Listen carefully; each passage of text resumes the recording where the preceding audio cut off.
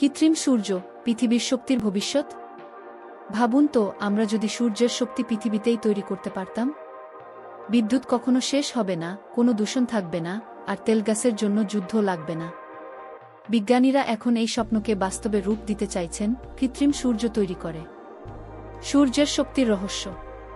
সূর্য তার শক্তি তৈরি করে একটি প্রক্রিয়ায়, যার নাম নিউক্লিয়ার ফিউশন।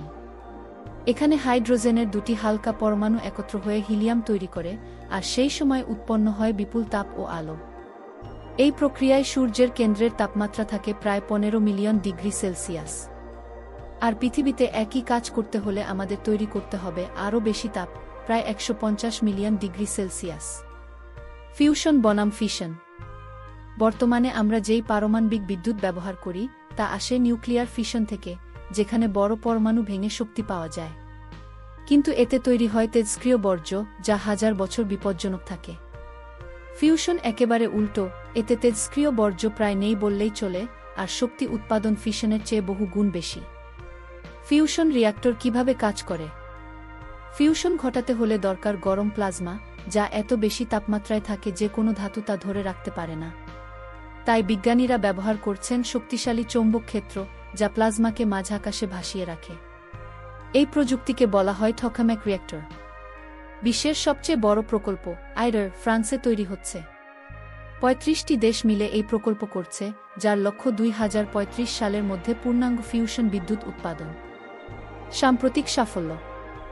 2022 সালে আমেরিকার ন্যাশনাল ইগনিশন ফ্যাসিলিটি নেফ প্রথমবারের মতো এমন একটি ফিউশন পরীক্ষা করেছিল, যেখানে উৎপাদিত শক্তি ইনপুট শক্তির চেয়ে বেশি ছিল।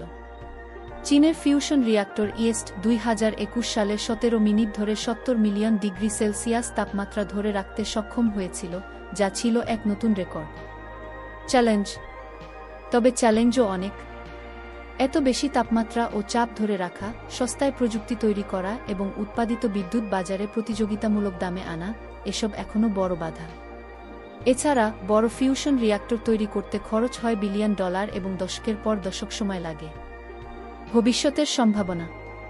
যদি আমরা সফল হই, ফিউশন এনার্জি হবে মানব ইতিহাসের সবচেয়ে বড় শক্তি বিপ্লব। 1 গ্রাম ফিউশন জ্বালানি দিতে পারবে কয়েক টন কয়লার সমান শক্তি, কিন্তু কোনো দূষণ ছাড়াই। এটি শুধু বিদ্যুতের জন্য নয়, সমুদ্রের পানি বিশুদ্ধ করা, মহাকাশযান চালানো, সব কিছুর জন্য ব্যবহার হতে পারে। হয়তো একদিন আমরা সত্যিই বলব, আমরা সূর্যের শক্তি আয়ত্ত করেছি।